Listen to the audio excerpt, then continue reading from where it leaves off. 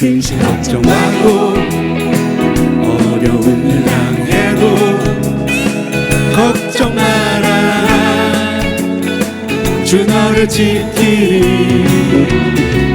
위험한 일 당해도 슬픈 일이 와도 걱정 마라. 주 너를 지키리. 늘 지켜주시리. 주님의 사랑 속에 거하라. 그의 평화 속에 유하라. 그분의 영원 속에 자유하라. 주 지키리. 주님의 사랑 속에 거하라. 그의 평화 속에 유하라. 그분의 영원 속에 자유하라. 주 지키리. 너 근심 걱정하고 어려운 일 당해도 걱정 마라. 주 너를 지키리. 위험한 일 당해도 슬픈 일이 와도 걱정 말아라. 주 너를 지키리. 늘 지켜주시리. 주님의 사랑 속에 거하라. 그의 평화 속에 유하라. 그분의 영원 속에 자유하라. 주 지키리. 주님의 사랑 속에 거하라. 그의 평화 속에 유하라. 그분의 영원 속에 자유하라. 주 지키리. 주님의 사랑 나와 함께 주님의 아름다움 속에 감사하리라. 내 영혼 노래해. 주님의 기쁨 내게 있고 그 사랑 속에 내가 살면 감사하리라.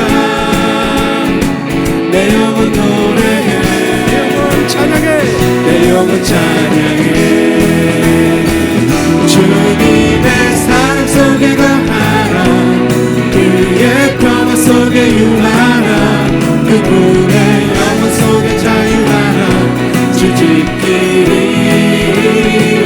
주님의 사랑 속에 거하라. 그의 평화 속에 유하라. 그분의 영원 속에 자유하라. 주 지키리. 주님의 사랑 속에 거하라. 그의 평화 속에 유하라. 그분의 영원 속에 자유하라. 주 지키리. 주님의 사랑 속에 거하라. 그의 평화 속에 유하라. 그분의 영원 속에 자유하라. 주 지키리.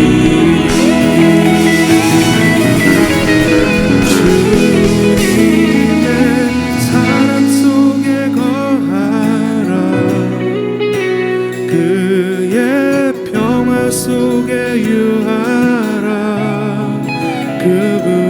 그분의 영원 속에 자유하라. 주 지키리.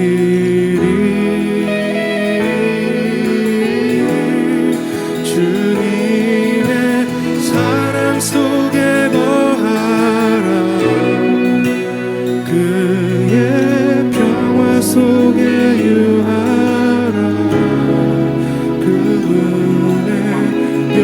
속에 자유하라. 주 지키리.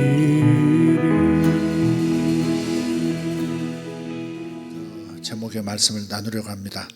나를 가난으로 이끄는 것들. 나를 가난으로 이끄는 것들.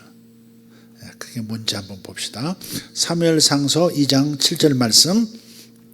여호와는 가난하게도 하시고 부하게도 하시며 낮추기도 하시고 높이기도 하시는도다.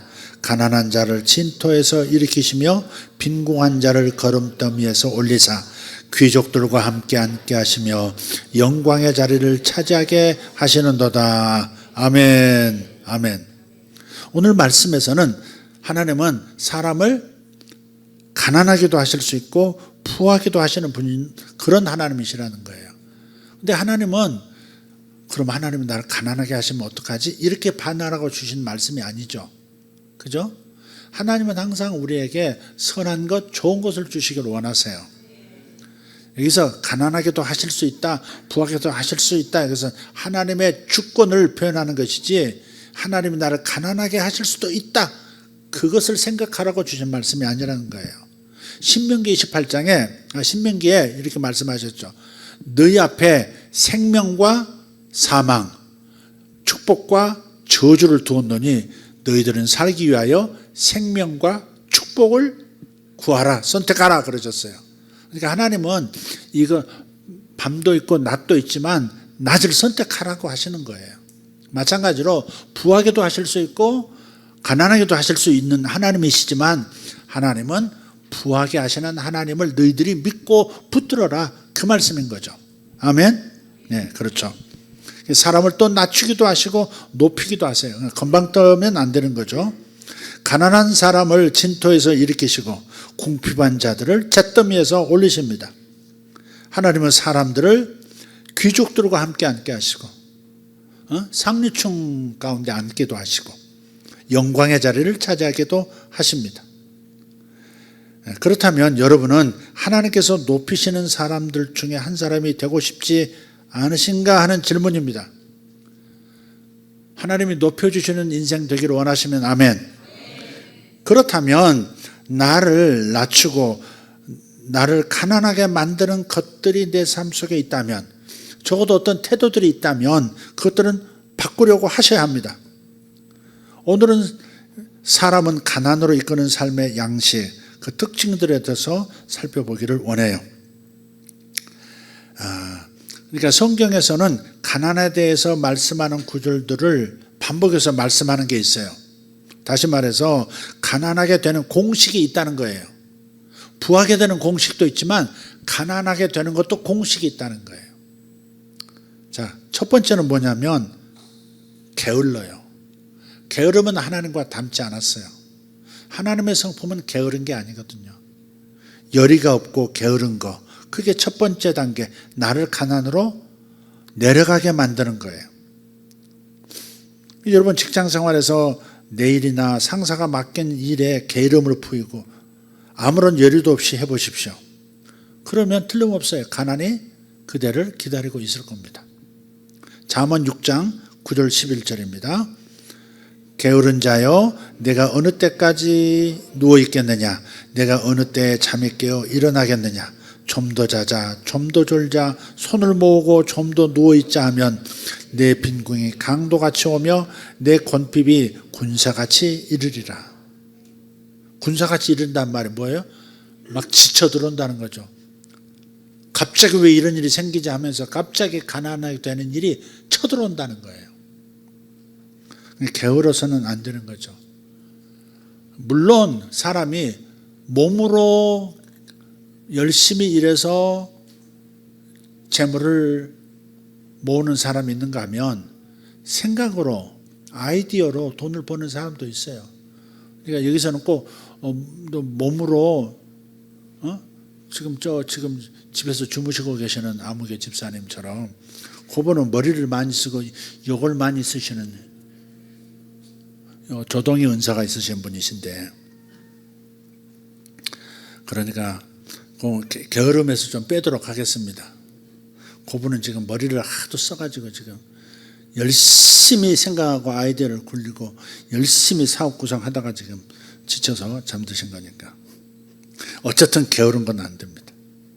잠언 28장 19절, 자기의 토지를 경작하는 자는 먹을 것이 많으려니와 방탕을 따르는 자는 궁핍함이 많으리라.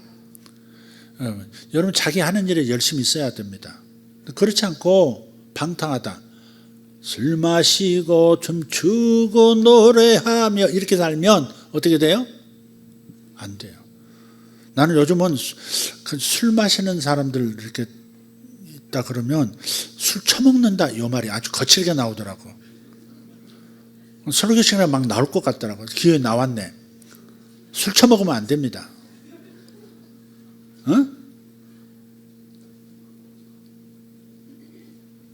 마음 괴롭다고 술 처먹고, 돈 없다고 술 처먹고, 돈 없으면 더 아껴야지. 모아서 또 투자를 해야지. 미국의 한 조사기관이 이런 통계를 내놓은 적이 있어요. 미국인 중에 25%가 자기 경제적 독립의 수단으로 복권 당첨을 기대하고 계속 복권하고 있대요. 아마 그 이상 되지 않을까요? 강도가 약간 스펙트럼이 굉장히 넓죠. 엿고 짙고 그런 거지 대부분은 복권에 대한 어떤 그런 복권 당첨으로 경제적 자유를 꿈꾸는 사람들도 있어요. 아무것도 하지 않고 앉아서 이렇게 말하는 사람들, 나는 하나님께 심었기 때문에, 나는 돈을 어디에 기부했기 때문에, 그래서 나는 지금 기다리고 있는 중이에요. 이것은 복권을 사놓고 기다리는 그 열이 없고 게으른 사람들을 믿는 거짓말, 복권 메시지 하나님인 거예요. 물론 심어놓고 기다리는 잠시 잠깐 그럴 때도 있어요. 그지만 항상 그렇게 일하지 않고 뭔가 정신적인 노동, 물질적인 노동 없이 그렇게 요행수만 바라는 것은 정말 하나님과 맞지 않다는 거죠. 하나님과는 맞지 않아요. 그러니까 가만히 있으면서 변화를 기대한다고 하는 것은 씨앗을 심어놓고 아무것도 하지 않는 농부와 같습니다. 오늘 다른 일을 행하지 않으면서 내일이 달라질 것이라고 생각하는 사람들, 다른 내일을 꿈꾸면서 오늘 아무것도 다른 생각, 다른 행동을 하지 않는다면 변화는 오지 않죠. 다르게 살기 시작하셔야 돼요. 여지껏 여러분 삶에서 복이 안 나타났으면 다르게 살아보십시오. 다른 행동을 해보시라고요. 같은 행동을 반복하고 미래가 달라질 것이라고 생각하는 것은 여러분 정말 착각인데, 이 단순한 이 원리, 단순한 진리를 너무 가볍게 생각해요. 한 걸 또 하고, 한 걸 또 하고, 복이 없었다는 걸 확인하면서 또 하고 복이 없고, 또 하고 복이 없는 거예요. 그건 끊어야 된다 이 말이죠. 여러분 각각 여러분 말씀이 적용되리라고 믿어요. 네. 성경을 보시면 하나님은 재물을 주신다 그러지 않으셨어요. 하나님은 재물을 주신다. 아멘. 아이고 답을 말해놓고 내가 함정을 파니 이게 들어오나 안 들어오지. 하나님은 재물을 주신다 그렇게 하시지 않았고 뭘 주신다고요? 재물 얻을 능력을 주신다 그랬어요. 재물 얻을 능력을 주셨어요. 여러분 재물 얻을 능력을 주셨다니까? 진짜 듣고 계세요? 재물 얻을 능력을 주셨어요. 예외가 없어요. 재물 얻을 능력을 주셨어요. 더더군다나 여러분 하나님이 선택하신 하나님의 자녀들이에요. 재물 얻을 능력이 없다? 절대 있을 수 없어요. 그래서 여러분이 마음속에 여러분의 정체성을 새롭게 하셔야 돼요. 오늘 내가 범위자매에게 물었어요. 괜히 나오다가 식당에서 뭐 이렇게 라면 잡수고 있는 분한테 내가 얘기를 했어. 범위자매는 얘기해도 되지? 범위자매는 얼마 버는 것을 목표로 하고 있어요 지금? 그랬더니 갑자기 딴 얘기를 하더라고요. 20대 때 5만 원, 한 달에 5만 원? 한 달에 5만 원? 한 달에 5만 원을 이렇게 받았대요. 근데 어느 날 갑자기 이런 생각이 들더래요. 나 50만 원 받고 싶다. 프리랜서 일을 하니까 그런 아마 처음에는 그랬었던 것 같아요. 50만 원 받고 싶다. 그랬는데 얼마 안 있어서 50만 원을 받는 사람이 됐대요.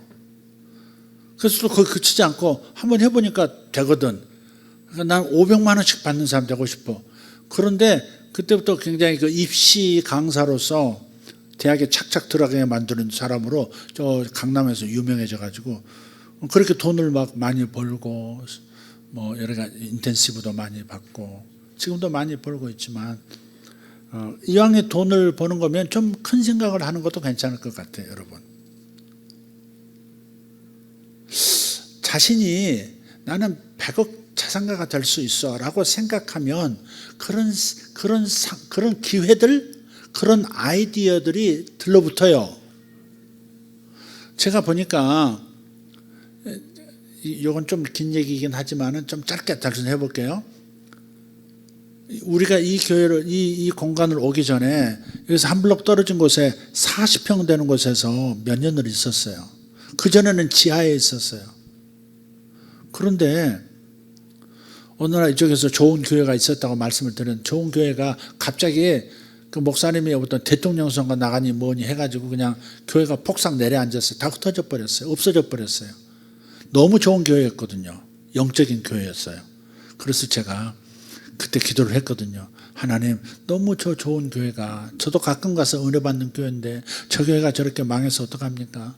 하나님의 일이 그냥 지체가 됐습니다. 그래서 제가 그 교회 바톤을 이어서 그런 영성 사역을 제가 이렇게 하고 세상에 좀 하나님의 그 영적인 그런 일들을 좀 전파하는 교회를 이제부터 제가 해보겠습니다. 마음을 먹었어요. 그 마음을 먹고 기도하고 있는데요. 한 분이 오셔서 기도받고 받으셨어요. 그분이 이제 이름 자체가 유명해. 유명옥이라고 하는 권사님이신데, 그때는 집사님이셨죠.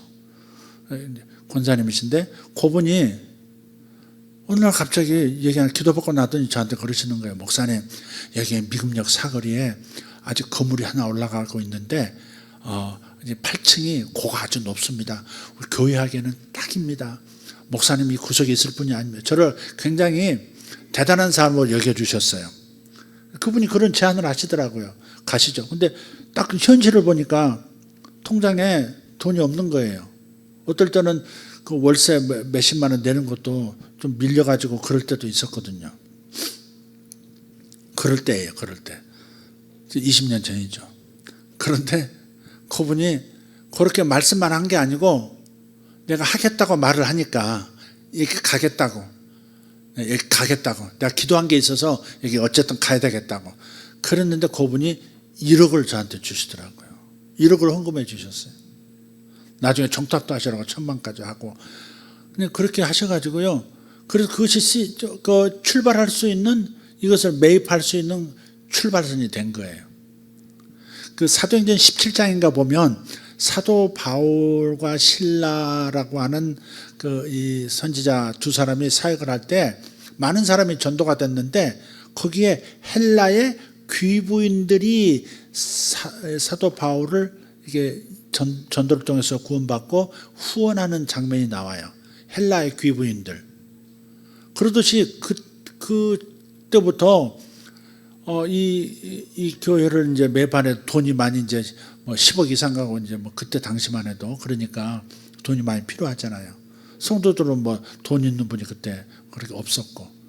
그런데요, 이상하게 그런 헬라의 귀부인 같은 분들이 그렇게 저를 이렇게 아껴주시고 존중해 주시고 그러면서 헌금들을 그렇게 해주시더라고요. 몇 천만 원씩 해주시더라고요. 그래가지고 이걸 매입한 거거든요. 그러니까 여러분 안에 무엇에 대한 분명한 나는 이걸 하고 싶어, 나는 이렇게 되고 싶어, 나는 이걸 소유하고 싶어 라고 하는 분명한 좀 그런 어떤 목표가 좀 있어야 되는 것 같아요. 그리고 그걸 절대 포기하지 않는 거예요. 방법은 없지만, 현실적인 방법은 하나도 눈에 안 보이지만 그 마음을 먹으면요, 그러면 그 뜻을 이룰 수 있는 기회가 열리고요, 그런 사람이 내게 붙고요, 그런 아이디어가 오는 것 같아요. 이건 사업에도 틀림없이 그럴 겁니다. 틀림없이 그렇습니다. 그러니까 이제부터 뭐 500만 원이 아니고 단위를 좀 크게 해서 5천만 원, 월 5천만 원, 월 5천만 원 그렇게 하시면 되겠습니다. 그리고 오늘 잊지 말고 Don't forget me. 응? 그렇게 하시면 돼요. 그래서 가난의 마음을 가지고 있으면 안 돼요. 나는 가난하다. 근데 나는 가난을 못 벗어날 것 같아. 이렇게 생각을 하면 그게 뭐예요? 자기 정체성이 돼버려요. 그 정체성은 뭔가 이렇게 사람들에게 그런 기운을 풍겨요. 벼락 맞을 사람 기운을 풍겨요. 가까이 안 와요. 나는 차고 넘치는 사람이야. 나는 나에게 오는 사람들은 다 부유하게 될 거고 나에게 오는 사람은 하여간 형통하게 될 거야. 뭐 이런 기운을 풍기는 사람일 때 그런 일들이, 그런 사람들이, 그런 기회가, 그런 아이디어가 다가온다고요. 원리예요, 원리. 가난 얘기하면서 돈 버는 얘기를 하고 있습니다. 자, 그 성경을 보면 구하고 찾고 두드리라 그렇게 말씀하죠. 마태복음 7장 7절에서 8절. 구하라 그리하면 너희에게 주실 것이요 찾으라 그리하면 찾아낼 것이요 문을 두드리라 그리하면 너희에게 열릴 것이니 구하는 이마다 받을 것이요 찾는 이는 찾아낼 것이요 두드리는 이에게는 열릴 것이니라. 그러니까 국어에서는 동사를 상태 동사와 동작 동사 둘로 구분을 해요. 여기에 나오는 이 동사들을 보면 동작 동사, 활동 동사들이에요. 구하고 그냥 앉아 있어라 이렇게 말하지 않아요. 오히려 구하고 찾고 그다음 더 문을 두드리라 이렇게 계속해서 활동 동사로서 동작 동사로서 표현하고 있다. 그러니까 재물 얻을 능력을 주셨으니까 나가서 일을 구하고 찾아 두드리면서 행해야 합니다. 자신의 정체성이 중요하다니까. 내가 생각하는 나의 정체성. 나는 동네 카페 사장이야. 그러면 동네 카페 사장으로서 머물 수밖에 없는 그런 생각들, 그런 기회들만 열려요. 나는 동네 카페 사장이야 그러지 말고 나는 전국구 사장이야. 이렇게 생각해 보면 어떨까? 그렇게 믿어질 때까지 여러분에게 들려주세요. 이 엘리오 집사님, 난 동네 카페 사장이야. 그래서 매일 문 열고 찾다 올리고 마당 쓸고 또 들어와서 또 장모님 커피 한 잔 따라 드리고 자기도 한 잔 마시고 그러지 말고 다른 생각을 하면 다른 아이디어들이 온다니까. 자기를 제한하지 말라고. 제한 신념을 가지면 그 이상을 못 벗어나요. 아니 지금 내가 전국구가 되고 싶지만 그렇게 프랜차이즈 뭐 할 만한 그런 경험도 없고 그런 돈도 없고 뭐 그런 길도 모르고 이렇게 생각하지 말고 그건 뇌가 할 일이야. 그건 뭔가를 찾아내고 할 것은 하나님과 내 뇌가 할 일이니까 다만 나는 어떤 사람이다라고 하는 자기 정체성을 업그레이드 시키는 말 먼저 하라고.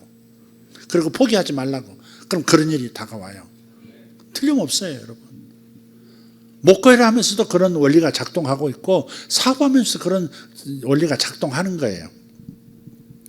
놓치지 말기를 바랍니다. 어쨌든 떡볶이 장사도 열의가 없고 게으르면 성공하지 못합니다. 뭐든지 열정을 가지셔야 돼. 마음의 열정은 놓쳐서는 안 돼요. 두 번째 단계는 두려움입니다. 두려움. 마음속 두려움이 현실로 나타나게 되는 경우도 있습니다. 두려움은요, 여러분을 가난으로 이끕니다. 절대 여러분 인생에 대해서 두려워하지 마세요. 아멘. 하나님을 두려워했던 사람이 있잖아요. 아니 5달란트, 2달란트, 1달란트 받았던 사람 중에서 마지막 1달란트 받았던 사람이 당신은 완고한 사람이라 완고한 사람이라 그래서 내 이 돈을 잃으면 장사하다가 잃으면 크게 내가 낭패가 되니까 땅속에 묻었다가 다시 돌려드립니다. 당신 것을 받으소서 그랬을 때 네가 나를 악한 자로 보느냐 그러잖아요. 네가 나를 악한 자로 생각했구나. 그래서 있는 것도 뺏어서 5달란트 남긴 사람에게 줘버리잖아요. 있는 자는 더 받는 거예요. 있는 자는 더 받는 거예요. 우선 여러분 마음속에 있어야 돼요. 마음속에 내가 이런 사람이라고 하는 큰 그림이 있어야 돼요. 그래야 붙는 거예요. 아멘. 두려워하면 안 돼요. 나는 평생 이렇게 살 것 같아. 그것도 경기가 나빠지면 이것도 문 닫을 수 있어. 뭐 이렇게 생각한다? 그러면 여러분 그런 일이 발생합니다. 다 자기 인생은 자기가 그린 대로 가는 거예요. 근데 이것을 가볍게 생각하시면 안 돼요. 나는 평생 이렇게 살 것 같아. 계속 어렵게 살고 계속 애들 제대로 못 먹이고 못 입히고 교육 제대로 교육 못 시키고 이렇게 살 수도 있어. 그러면 그 인생이 펼쳐지는 거예요. 자기 생각 속에 생각에 자기의 정체성을 새롭게 만드셔야 돼요. 나는 건강할 거야. 왜냐하면 주님이 내 모든 병을 가져가셨거든. 그러니까 나는 건강할 수밖에 없는 방향으로 조금씩 인도되고 있어. 이렇게 생각하라 이 말이죠. 그러면 이상하게 내 병을 낫게 하는 약들 증상들이 나타나기 시작하고요. 그런 의사를 만나기도 하고요. 또 몸의 초자연적으로 병이 떠나가는 역사도 만나는 거예요. 자기를 어떻게 생각하느냐가 참 중요해. 근데 두려움으로 나는 이것밖에 안 되는 사람이야. 내 미래는 박지 못해. 내가 지금 이런 어렵잖아. 그럼 더 어려울 수 있고 계속 내가 이렇게 반복된 삶을 살 수밖에 없어. 라고 생각하면 여러분은 그 선을 못 넘는 거예요. 자기가 자기를 가둬버리는 거예요. 두려움은 아주 조심해야 될 일이에요. 민수기 13장에 가서 보면 12명의 정탐꾼들 있잖아요. 각 지파의 대표들. 여호수아와 갈렙의 10명은 어떻게 보고해요? 저쪽 들어가 봤더니 풍요로운 땅은 맞는데, 하나님 말씀하신 대로 풍요로운 땅은 맞는데 살고 있는 사람들이, 거주민들이 먼저 선점한 저 가나안 족속들이 거인들이더라. 저 사람들 눈에 우리는 메뚜기처럼 보일 거다. 메뚜기는 어때요? 밟아버리면 끝이잖아요. 저들 눈에 우리는 메뚜기처럼 보일 것이다. 그렇게 말을 해요. 그게 자기 정체성이야. 그게 자기 제한이야. 그게 자기 제한 신념인 거예요. 그랬더니 그래? 그렇게 살아. 이렇게 돼버리잖아. 하나님은 우리가 하나님의 말씀대로 내가 그 마음을 먹고 살 거냐, 아니면 하나님의 말씀을 거절하고 자기 생각대로 살 거냐, 그렇게 연약한 모습으로 살 것을 선택하느냐에 따라서 그리 가도록 역사하시는 거예요. 하나님을 잔인하다 그렇게 생각하시면 안 돼요. 자기가 선택한 것에 대해서 하나님의 인격이 있어요. 자기가 선택한 것에 대해서 그래 그렇게 살아라 어떡하냐, 그렇게 하시는 거예요. 기회를 주지만 거절한다면 그렇게 되는 거예요. 그러니까 광야에서 40년 헤매다가 광야에서 죽어버리잖아. 광야에서 죽어버리잖아. 우리를 죽이려고 끌고 나왔냐 이렇게 자꾸 말을 하니까 광야에서 다 죽습니다. 여호수아와 갈렙 이 두 사람만 애굽에서 출애굽해서 입 가나안을 하잖아요. 딴 사람은 일체 없고. 두 사람은 그렇지 않았거든요. 우리가 능히 하나님 말씀대로 찾을 수 있습니다 이렇게 말했다. 두려움은 여러분을 가난으로 내몰아요.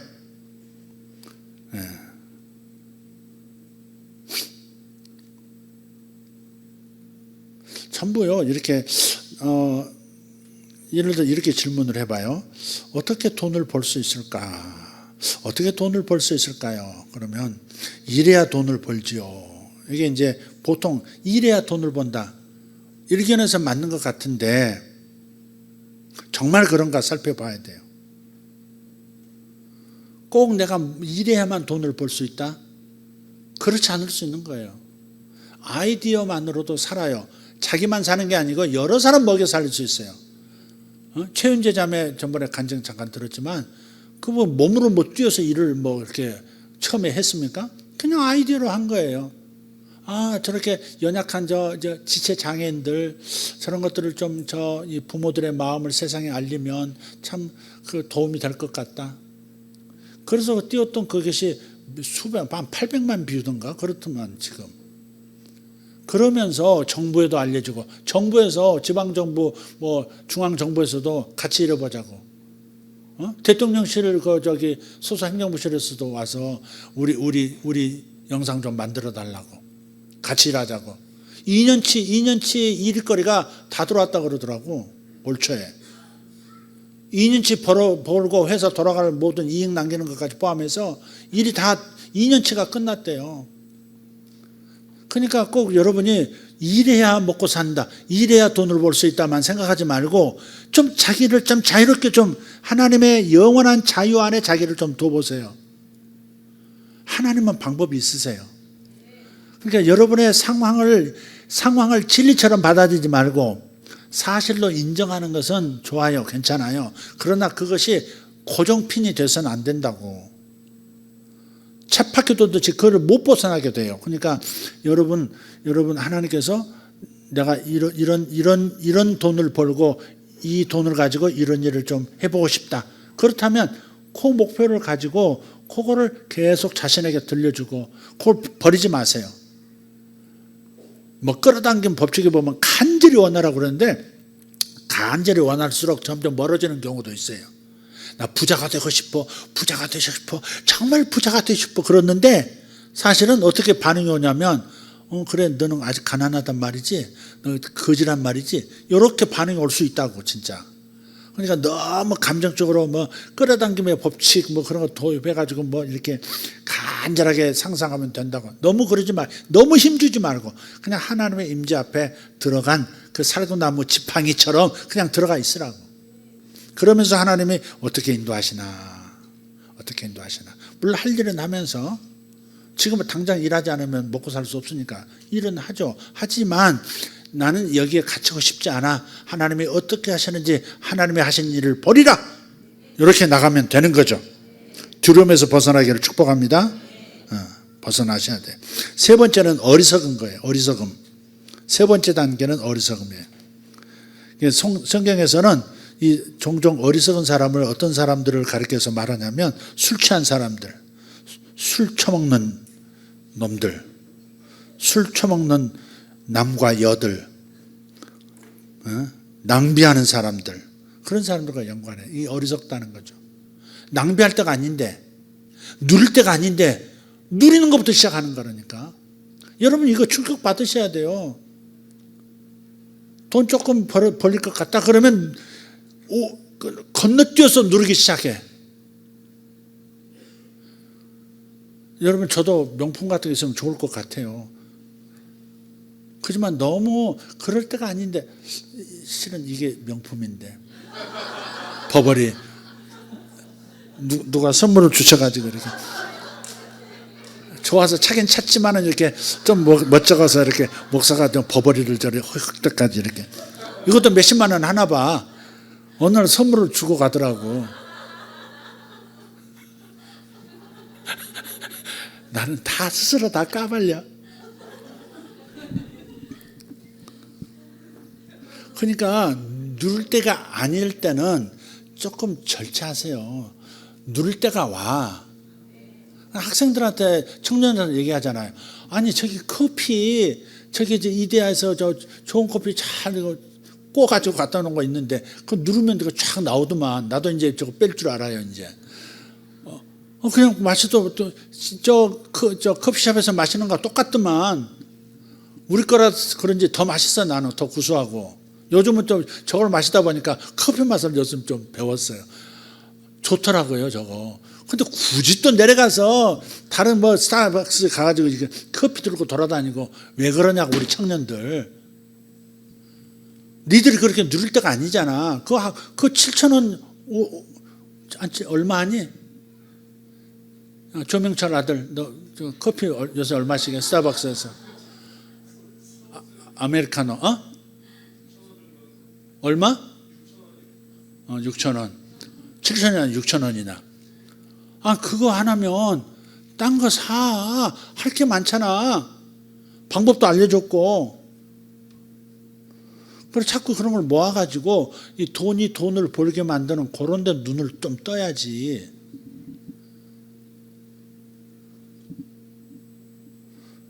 이종빈 집사님 그래 안 그래요? 돈이 돈을 벌게 만드는 거. 결국은 그리 가야 되잖아. 그 자기 인생을 좀 하고 싶은 걸 할 수 있도록 돈이 돈을 벌게 하고, 그 돈을 종놈 삼아서 돈이 돈을 가져오도록 만들고, 자기는 좀 자유를 좀 얻어야지. 그러니까 학생들 그러면 안 돼. 아이가 어디 가서 또 사가지고 먹는 거 있으면 아이가 얻어 터질 줄 알아. 오늘 제가 아주 거칠습니다. 그래서 성경에 보면 어리석은 행동을 기꺼이 용납하는 사람들을 가리켜서 가난을 환영하는 자라고 묘사해요. 잠언 21장 17절, 쾌락을 사랑하는 자는 가난한 자가 될 것이요. 하나님 주신 쾌락은 누리는 거 괜찮죠. 그러나 쾌락을 그런 방식으로 누리는 것이 옳으냐 하는 문제죠. 쾌락을 사랑하는 자는 쾌락을 사랑하게 되는 거, 중독을 말하는 거죠. 돈도 중독이고요. 뭐 별거 다 중독 많잖아요. 그런 사람은 가난하게 된대. 즉각적인 쾌락을 얻기 위해서 자신이 가진 모든 것을 어리석은 일에 소비하는 사람들, 그런 태도들, 그런 사람들은, 이런 어리석은 사람들은 가난하게 된다. 잠언 17장 20절, 마음이 굽은 자는 복을 얻지 못한다 그러셨어요. 마음이 굽은 자. 킹제임스 번역본에는 삐뚤어진 마음을 가진 사람은 좋은 것을 얻지 못한다 그랬어요. 그러니까 굽은 마음, 삐뚤어진 마음은 하나님의 진리를 왜곡하는 것을 의미해요. 하나님의 진리를 삐뚤어서 이해해요. 하나님의 진리, 하나님의 말씀을 들을 때 자기에게 듣고 싶지 않으면 이렇게 왜곡되게 들어버리는 거예요. 뒤틀어서 들어버리는 거예요. 성경에 보면 성경은 돈을 악이라고 말한다. 성경은 돈을 악이라고 말한다 라고 생각하는 사람들이 있는데 그렇지 않죠. 진리의 왜곡입니다. 돈을 사랑함이 일만하게 뿌리가 되나니 그랬어요. 돈을 악이라고 하지 않습니다. 성경은 돈을 악하다고 하잖아요. 아니 헌금도 뭐라 그래요? 성물이라 그러잖아요. 성물. 성물. 돈이라고 그러진 않잖아. 거룩하게 하나님께 구별해서 드려진 거라고 그러잖아. 그러니까 돈 자체는 악한 게 아닌 거예요. 그러니까 돈을 사랑하게 되어지는 것, 다른 것보다 그 무엇보다 돈을 더 중요하게 여기는 사람이 되어버리는 것. 그래서 이런 것들이 왜곡인 겁니다. 그게 잘못이라는 거죠. 하나님은 가난을 권장하신다. 왜냐하면 가난할 때 겸손해지기 때문이다. 이것도 왜곡입니다. 가난 권장 하나님 그렇지 않습니다. 가난 권장 하나님 그렇지 않아요. 하나님께서는 가난한 자를 진토에서 건져 올리시기를 도리어 원하세요. 사무엘상 2장 8절 가난한 자를 진토에서 일으키시며 빈궁한 자를 거름더미에서 올리사 귀족들과 함께 앉게 하시며 영광의 자리를 차지하게 하시는도다. 아멘. 그러니까 가난한 것이 겸손한 것이고 가난이 영성을 이렇게 하나님께 더 가까이 가는 그런 영성을 만들어준다라고 하는 그런 얘기도 교회 안에 들어온 거짓말입니다. 구부러진 말들인 거예요. 삐뚤어진 말이에요. 네. 그리고 또 이런 것도 있어요. 교회에서 풀타임 사역자로 일하시는 목사님만 거룩하다. 성직만을 기름 부으신다. 거짓말입니다. 성경을 보면 제사장, 선지자, 왕 이 세 가지 직분은 기름 부어 세웠죠. 그렇죠? 오늘날의 왕들은 뭐냐? 사업가들을 왕이라 그래요. 부천의 왕 손 들어봐요. 부천 아닌가? 엘리웃 집사님? 예? 아, 시흥. 또 부천은 또 부천은 좀 낮은 곳인가? 시흥에 또 왕이라고, 왕이에요. 그래서 이 제사장 오늘날로 말하면 이 목회자는 왕에게 이 사업가들에게 말씀으로 영향을 미치고요. 그들을 이렇게 격려해서 세워주고 그에게 하늘의 권면 올바른 방향을 제시해 주어야 합니다. 이렇게 왕에게 영향을 미치면 그 왕은 그 영역에서 그 영역의 꼭대기에서 하나님께 영광이 될 거예요. 왕이 세상 일터에서 영향력을 미칠 겁니다. 그런데 불행히도 많은 기독교 영역들에서는 이 왕들, 사업하는 남자, 사업하는 여자들이 폄하되고요. 심지어 교회에서 하찮게 여겨지기도 합니다. 돈만 저렇게 보려고 이렇게 눈이 번뜩번뜩하는 사람들인 것이냐. 교회 안에서 뭐 안내하고 주차해서 막 이렇게 하고 뭔가를 교회 안에서 열심히 해야 신앙이 괜찮은 사람으로 그렇게 그림을 잘못 그려줬다고요. 물론 교회 안에서도 섬기는 일이 있어야 되겠지. 그러나 교회 안에서 하는 일이 없이 세상에서 돈만 벌고 있다라고 낙인 찍어서는 안 된다 이 말이죠. 목사님들이 헌금을 많이 하기를 원하면서 또 돈 벌기 위해서 열심히 뛰는 사람을 또 그렇게 또 구박을 해요. 세상 일에 빠져가지고 막 그런다고. 기도원 가서 얻어 터지는 사람들 많아요. 사업 어려우면 기도원 가잖아요. 남자들. 그러면 등짝 한 박씩 빡빡 맞으면서 세상 일에 빠져가지고 주께서 죄종으로 불렀어. 신학교 가! 뭐 그런 사람들 많거든요. 조심하세요. 사업 어려가지고 기도원 가는 사람들 조심해. 얻어 터지면서 신학교 가는 수가 생겨.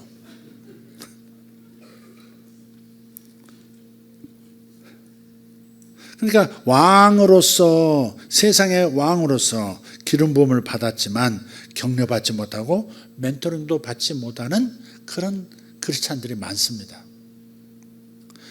오히려 교회는 종교의 영에 휘둘려서 이렇게 많이 말해요. 물질적인 것에 주의하십시오. 욕심을 품지 마세요. 당신은 벤츠를 타면 안 됩니다. 뭘 벤츠 타면 안 돼 또. 봄이 너 못 타냐? 목사님 오늘 왜 저래? 나를 타격 삼아서. 못 타지? 그 뭐지? 그 차가 생각이 안 나서. 레인저로버? 맞나요? 발음 레인저로버. 그거 좋은 차죠. 고장률이 많다던데 그건데 그게. 좀 바꿔봐. 포르쉐로. 그래. 욕심 품지 말래. 아니 욕심을 품어야 돈을 벌지. 욕심 없이 돈 버는 사람 있어요?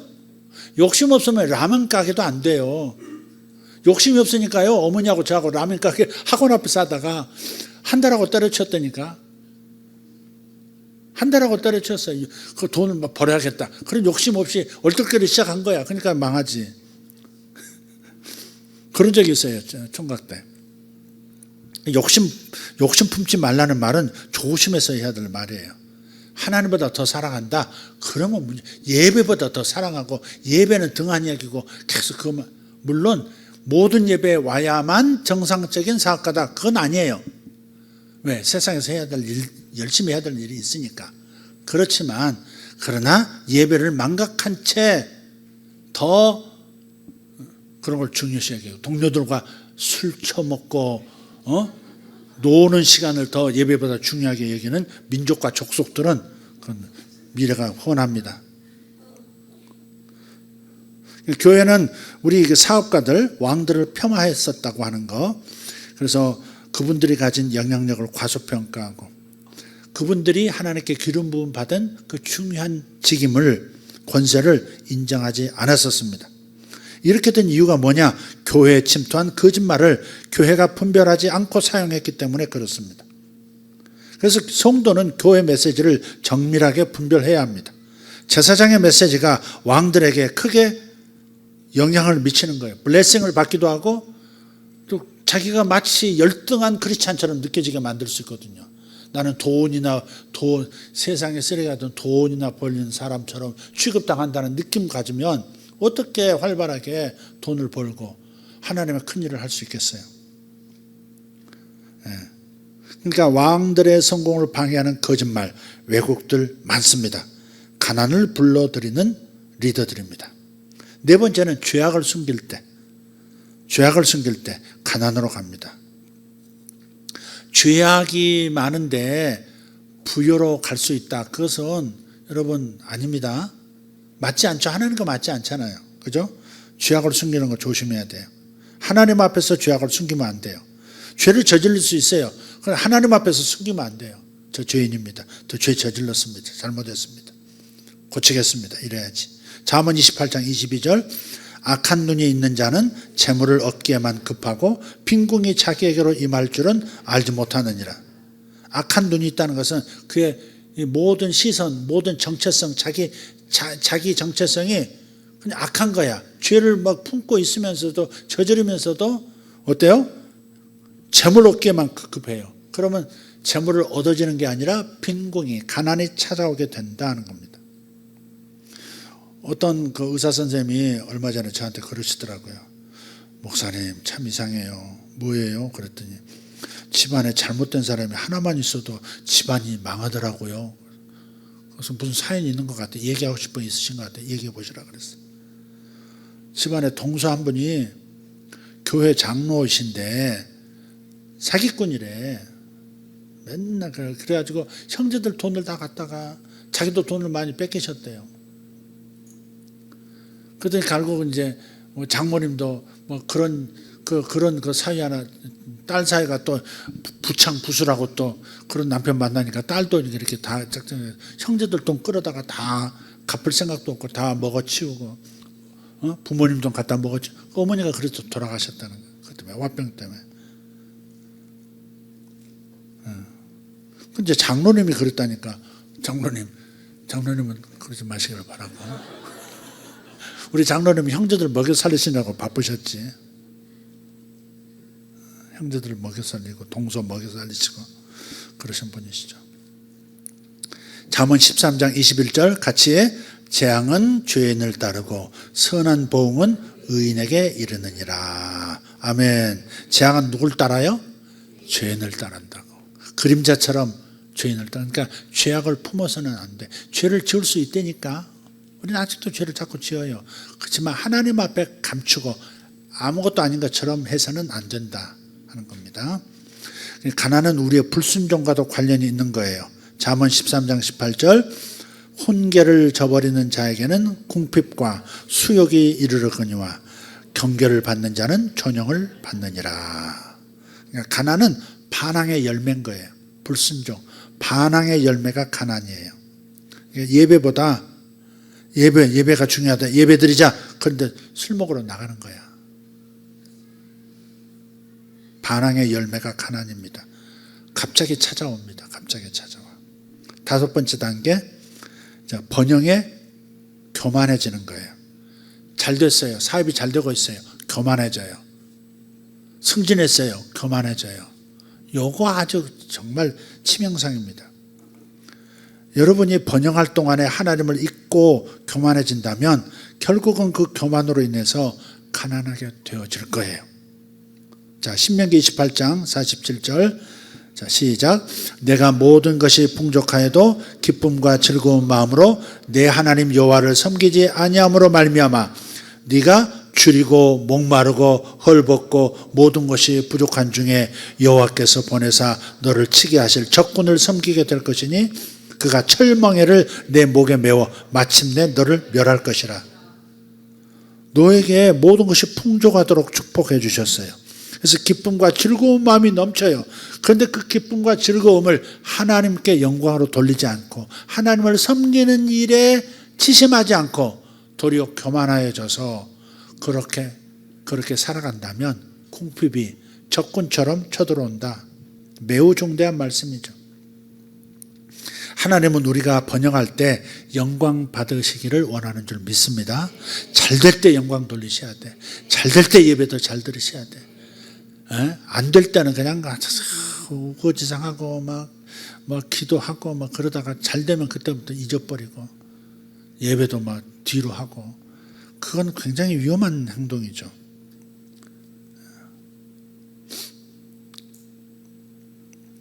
자, 여섯 번째 단계 두 가지만 더 얘기하고 마치겠습니다. 돈을 사랑함. 아까 말씀했죠. 돈을 사랑함. 돈을 사랑하는 것, 즉 탐심은 가난을 불러옵니다. 이상하죠. 아까는 욕심을 부려야 돈도 본다고 해놓고 뭐 또 탐심을 부리지 말라 그러나 여기에 요 선이 모호하긴 해요. 그러니까 그 사례별로 이제 얘기를 해야 명쾌하게 갈라지긴 할 거예요. 그러나 무슨 뜻인지는 여러분 이해하시라고 믿습니다. 돈을 사랑하는 것. 탐심은 우상숭배와 같다 그랬거든요. 탐심은 우상숭배와 같은 급이다 그랬어요.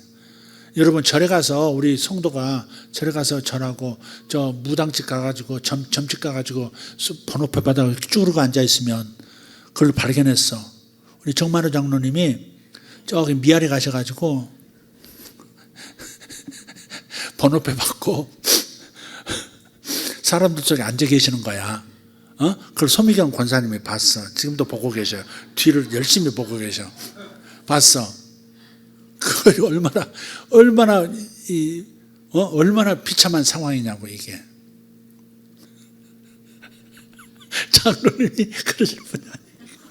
아니 실제로 S교회, 저 강남의 S교회에 집사님 두 분이 부부인데 그분들이 사업이 여의도에서 큰 여의도 2개층을 63빌딩 2개층을 다 쓰던 분인데 근데 갑자기 어려워져 가지고 미아리를 갔대요. 나한테 얘기하더라고 그분이. 번호표 받아가지고 딱 쭈그려 앉았는데 옆에 보니까 어떤 여자분이 십자가를 걸고 있더래. 그래서 물었대. 권사님이시냐고 그랬더니 아유, 권사예요. 그러더래. 집사님이세요? 또 그러더래 또. 아이고 참네. 그러니까 탐심은 그런 우상숭배와 같은 그런 급이라 그 말이에요. 그리스도인이 우상에 가서 뭘 비리고 뭐 이렇게 메시지를 받으려고 한다? 굉장히 뭐랄까요? 저급으로 떨어진 거잖아요. 에? 저 아래로 굴러 떨어진 거잖아요. 근데 탐심이 그런 수준으로 하나님 눈에는 그런 격이 떨어지는 것이다 하는 거예요. 탐심은 우상숭배와 같으니라. 여러분이 하나님보다, 자녀들보다, 배우자보다 돈을 더 사모한다면 무슨 일이 따라오겠습니까? 돈을 벌어도 안전하게 벌어야 됩니다. 가족을 뒤로 하고 돈을 벌 만큼 그렇게 해서는 안 됩니다. 자식의 얼굴도 보지 못할 만큼 일에 빠져서 되겠습니까? 돈 벌겠다고. 다들 내가 니들 위해서 돈 버는 거지. 그렇지, 말은 그래요. 그게 옳은 거냐고. 애가 지금 학교 들어갔는지 안 들어갔는지 모르고 지금 몇 반 됐는지도 몰라, 남편이. 그리고 어느 날 갑자기 또 애가 공부 안 한다 소리 들으면, 야, 어떻게 이렇게 성적이 그래야, 당신 어떻게 애를 가르쳤길래, 소리 또 쳐요, 또 남자들이. 손 들어봐. 누구야? 있다고요. 남자들이 많이, 한국 남자들이 많이 그래요. 애들한테 관심도 안 두고 있다가 돈 버는 일에만 막 그러다가 어느 날 갑자기 쫙 나타나서 막 호통치고 뭐 집안 꼴이 뭐냐고 이러고.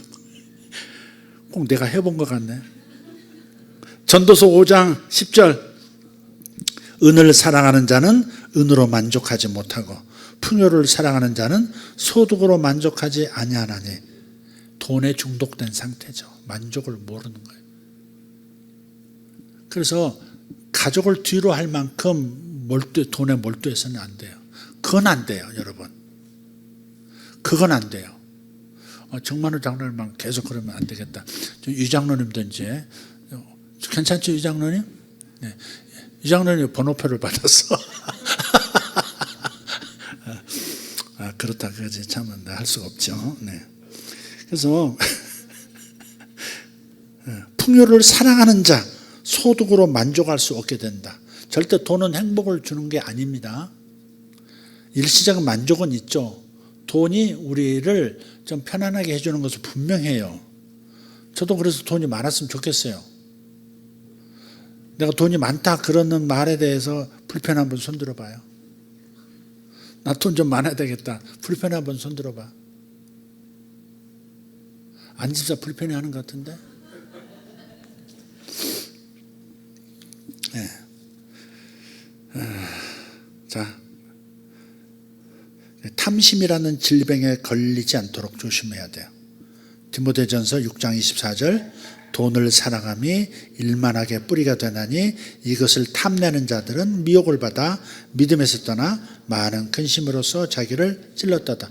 돈에는 독성이 있다는 것 꼭 기억하시고 돈을 사용해야지, 다스리면서 가야지. 자기 그릇에 넘치도록 담으면요 돈이 자기를 죽인다니까. 그 로또니 뭐니 복권 당첨된 사람들의 인생이 좋았다 이 얘기 한 번도 들어본 적이 없습니다. 이혼했다, 가정 깨졌다, 자살했다, 중독자 됐다. 지금은 청계천 밑에서 100억 복권 당첨자 청계천 밑에서 지금 비둘기들하고 같이 살고 있다. 그런 얘기는 많이 들어봤어요. 그러니까 자기 그릇에 넘치게 담으면 그렇게 되는 거죠. 그러니까 자기의 영적 성장과 함께 부도 같이 가야 되는 거예요. 그래서 여러분 더딘지도 몰라요. 조금 더딜 수 있어요. 여러분 그릇만큼 같이 가야 돼. 돈은 균형을 잃어버리면 딴 데로 한없이 날아가 버려요. 그러니까 태양의 그 중력 안에 있어야지, 중력 안에 있어야지. 그걸 과도하게 바깥으로 뛰쳐나가는 그런 쪽으로 가버리면 유리하는 별, 희해성이 돼버리는 거죠. 마지막 한 가지 얘기하고 마치겠습니다. 이기심 그리고 인색함입니다. 진짜 10시가 돼버렸네. 10시, 10분 전이니까 금방 끝내겠습니다. 이기심과 인색함. 이것은 가난해질 수 있는 아주 완벽한 공식입니다. 베풀지 않는 사람, 자기밖에 모르는 사람은 가난해질 뿐입니다. 잠언 28장 22절 시작. 악한 눈이 있는 자는 재물을 얻기에만 급하고 빈궁이 자기에게로 임할 줄은 알지 못하느니라. 재물 얻기에만 급한 거예요. 네. 자, 이기심과 인색함에서 말하고 나발 경우 생각해 보세요. 나발 뜻이 fool이라고 그랬죠. 어리석은 자, 밥통, 저 밥통. 그래서 나발은 밥통이었어요. 왜 그 사람이 그랬느냐? 그 대목장을 운영하고 있었는데 다윗이 근처에서 사울을 피해서 이렇게 이제 자기 사병들하고 이렇게 거주하고 있었어요. 그때 여러 가지 그 도적대로부터 그 나발의 양떼, 목장을 보호해주고 그랬거든요. 근데 1년에 한 차례 양털 깎기 하는 날이 있잖아요. 양털 깎기 하는 날. 그 양털 깎기 할 때 그때 큰 돈을 버는 날이죠. 그런데 양털 깎기 하는 날에 다윗이 자기 병사들 데리고 한번 먹을 거 좀 이렇게 필요한 거 좀 요청하려고 오고 있었어요. 오는데 그 사실을 알고 나발이 사람 보내가지고 오지 말라고. 내가 당신한테 돈을 식량을 주고 양고기 줄 이유가 뭐냐고. 당신이 나한테 해준 게 뭐 있다고. 뭐 이런 식으로 그냥 완전히 배은망덕을 때린 거예요. 그래가 다윗이 열받아가지고 병사들 무장시켜가지고 막 나발한테 오고 있습니다. 그때 아비가일이 와이프죠. 와이프가 지혜로우면 또 사는 수가 생겼지요. 아비가일이 급히 소 잡고 양 잡고 막 떡을 빵을 만들어 가지고 급히 나귀에다 싣고 막 다윗이 올 만한 길목으로 막 갑니다. 도중에서 다윗의 군대와 마주쳐요. 그 아비가일이 땅에 바싹 엎드립니다. 땅에 팍 엎드려요.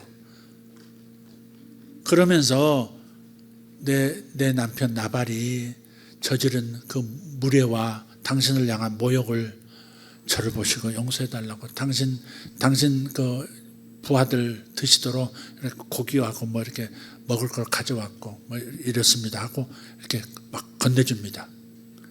그 여자가 그 갑자기 바닥 엎드려서 왕을 대하듯이 막 그러니까 다윗은 왕도 아니고 아무것도 아니었어요. 그때는 도망자였지. 쫙 엎드려서 다윗을 싹 높입니다. 그러니까 다윗이 거기서 노를 풀고 돌아가요.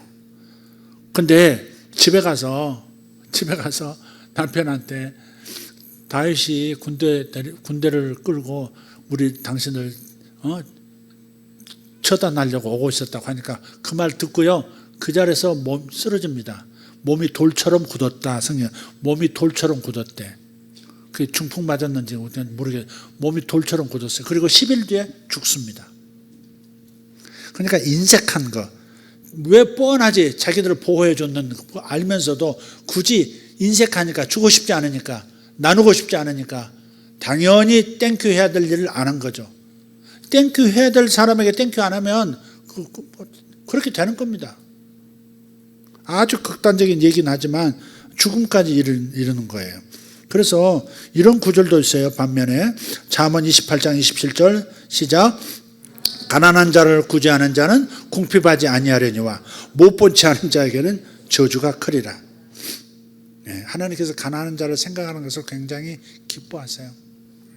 어려운 사람을 생각하는 거. 전도서 11장 1절 2절 시작. 너는 내 떡을 물 위에 던져라. 11날 후에 도로 찾으리라. 7에게나 8에게 나눠줄지어다. 무슨 재앙이 땅에 임할는지 내가 알지 못함이니라. 무슨 말씀이에요?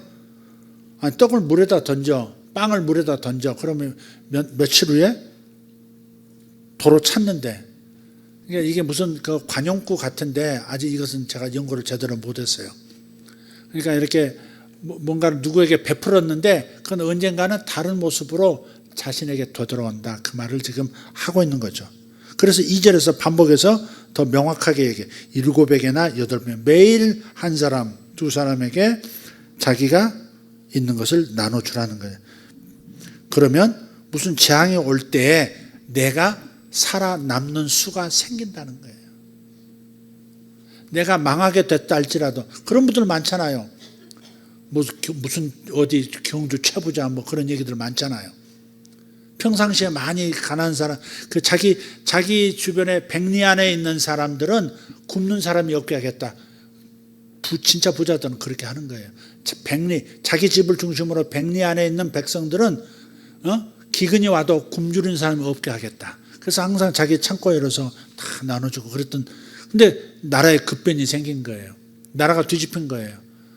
이 사람이 이제 부르주아 같이 돼서 죽을 판인데, 근데 백성들이 일어나서 그분은 그런 분이 아니라고 다 방어막을 세워주고, 그래서 살아남는 수가 생기듯이. 그래서 우리가 그런 때를 위해서라도 나누는 사람이 돼야 된다. 그러면 가난하다면 아무에게나 무조건 나눠주라 그 말인가? 그렇지 않습니다. 일하지 않는 자는 먹지도 말게 하라, 그런 말씀도 있어요. 근데 아무에게나 주라는 게 아니에요.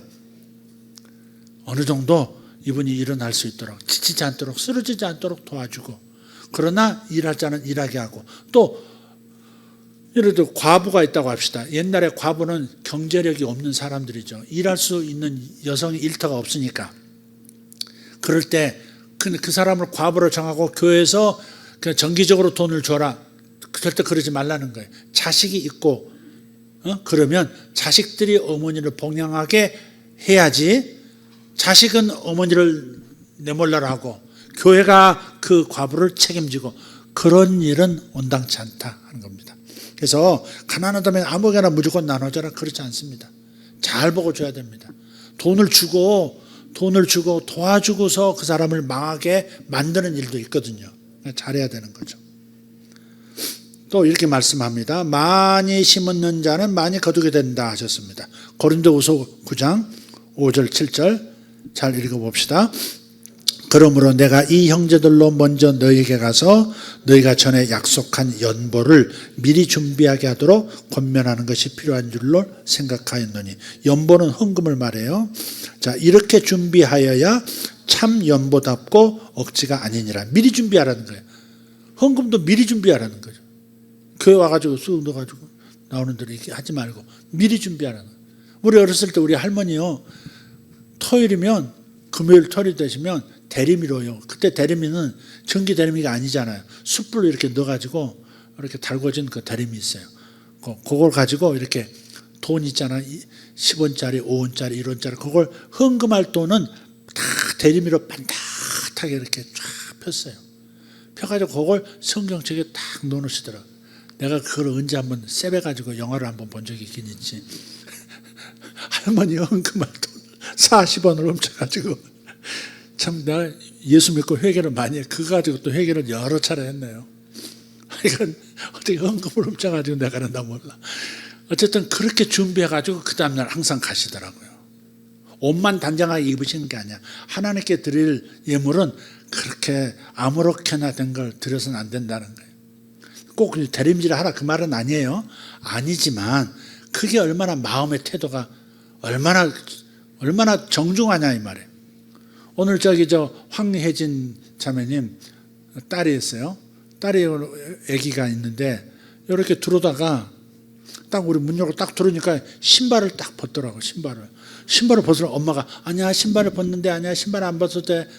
얘는 여기 딱 이게 교회 왔는데 신발을 벗어야 될 것 같은가 봐. 신발을 다 벗은 거예요. 마룻바닥을 집에 마루로 생각하고. 아니 이게 어린아이의 행동이지만 메시지가 있다고 생각해. 여러분이 그런 마음으로 주님을 예배하고 교회 오는 것을 그렇게 그 아이처럼 신발 벗어야 할 만큼 정중한 마음을 가지면 은혜 받지 못할 자가 없고 복 받지 못할 자가 없다고 믿습니다. 오늘 걔는 나한테 메시지를 준 거예요. 하나님이 걔를 통해서 저에게 메시지 주신 거예요. 딱 들어오자마자 문 열리고 들어오자마자 신발부터 벗더라니까. 자, 6절. 이것이 곧 적게 심는 자는 적게 거두고 많이 심는 자는 많이 거둔다 하는 말이로다. 각각 그 마음에 정한 대로 할 것이요 인색함으로나 억지로 하지 말지니 하나님은 어떤 자를 사랑하신다? 즐겨내는 자를 사랑하신다. 네, 그래서 기도하면서 미리 준비하고 하나님께 드리는 습관. 이 헌금도 귀한 헌금이지만 여러분도 항상 미리 준비하는 마음으로 어떻게 드려야 되겠다. 오늘은 어떤 마음으로 얼마를 드려야 돼요. 항상 정하고 하는 거, 그건 아름다운 태도라고 믿습니다. 자, 이기심과 인색함은 여러분 가난의 첩경인 줄 믿습니다. 네, 항상 풍성한 마음 갖기를 바라요. 기도하겠습니다. 여기서 오늘 부딪힌 말씀들이 있으실 거예요. 나는 이 부분에서 조금 좀 걸린다. 그럼 그거 가지고 기도하십시오. 오늘 너무 여러 가지로 말씀을 해서 좀 그렇습니다만은 여러분 마음에 닿는 걸 가지고 기도하시면 되겠습니다. 여러분 여기에 가난으로 이끄는 것들과 상관없이 살아오신 분들은 축하하고 또 존경하고 축복합니다. 여러분들은 잘 되실 거예요. 풍성해질 것이고 풍성한 삶이 영원히 이어질 겁니다. 할렐루야. 명예와 함께 풍성함이 찾아올 것을 축복합니다. 그러나 그렇지 못했으면 회개하고 바른 자세로 나아가기를 원합니다. 기도하겠습니다. 다 같이 일어나서 기도하십시다. 하나님 감사합니다. 하나님께서 나를 부하게도 하실 수 있고 낮추기도 또 가난하게도 만드실 수 있고 부하게도 만드실 수 있는 건 하나님이심을 믿습니다. 그러나 우리가 선택합니다. 부하게 하시는 하나님을 선택하고 부한 자의 자세를 갖기를 원합니다. 가난하게 되어지는 길을 선택하지 않습니다. 가난으로 내려가는 길을 멀리하겠습니다. 하나님 어리석었던 것을 용서해 주십시오. 인색했던 거 용서해 주십시오. 하나님 제가 게을렀던 것도 용서해 주시옵고 어리석은 것도 용서하여 주시옵소서. 두려움에 사로잡혀 주께서 주시는 복을 붙잡지 못하고 전전긍긍하고 살았던 것도 회개합니다. 주님 역사하여 주시옵소서. 예수님의 이름으로 이 밤에 주의 복이 저들에게 임하게 하여 주시옵소서. 예수 이름으로 기도합니다. 주여 주여 주여. 할렐루야. 우리 아버지여 감사합니다. 사랑의 주님 찬양합니다. 오늘 하나님 들려주신 말씀을 따라서 하나님 우리가 어디서 걸려 넘어졌는지 어디서 제가 걸려 넘어졌는지 보게 해 주시옵소서. 주님 우리 성도들이 다 승리자가 되게 해 주시옵소서. 승리자가 되게 하여 주시옵소서. 다 부한자가 되게 하시고 겸손한 자들이 되게 하여 주시옵고 주님이 크게 쓰시는 자들 되게 하여 주시옵소서. 감사합니다. 우리 주님 감사합니다. 하나님 감사합니다. 없을 때부터 가난할 때부터 주님께 충성하는 자들 되게 해주시옵소서. 아버지 없는 것이 변명되지 않게 하시고 하나님 가난을 내가 자취했음을 고백하게 하시고 하나님 돌파하게 하여 주시옵소서. 주여 감사합니다. 주여 감사합니다. 주여 감사합니다. 샤바라 카리안다라시아라바타 오마라디아라바사 팔라티아라바사. 아멘입니다. 아멘입니다. 감사합니다. 감사합니다. 주여 저를 축복하소서. 주여 감사합니다. 감사합니다. 감사합니다. 정체성을 바꾸는 기도를 하십시오. 나는 이런 사람이다 제한하지 말고 더 크게 자신을 그리십시오. 더 큰 나를 보십시오. 하나님께서 나를 이렇게 만들어 주시기를 원하시는 줄 믿습니다. 나는 이렇게 될 것입니다. 나는 이런 자가 될 것입니다. 이런 부요한 자가 될 것입니다. 주님 내게 부요의 길로 가게 하여 주시옵소서. 부요의 길로 가게 하여 주시옵소서. 아버지는 나를 부요 이끄는 기회들을 붙여주시옵소서. 주님 감사합니다. 쇼카라다 마카리안 도로스 파살라티아 오라바타타 카리안 소로발라티아 오라마타티리오 코로마샬라탄트로티아라바스. 아멘 아멘 아멘. 주여 감사합니다. 아멘. 주여 감사합니다. 할렐루야 할렐루야. 아버지여 감사합니다. 아버지여 감사합니다. 아버지여 감사합니다.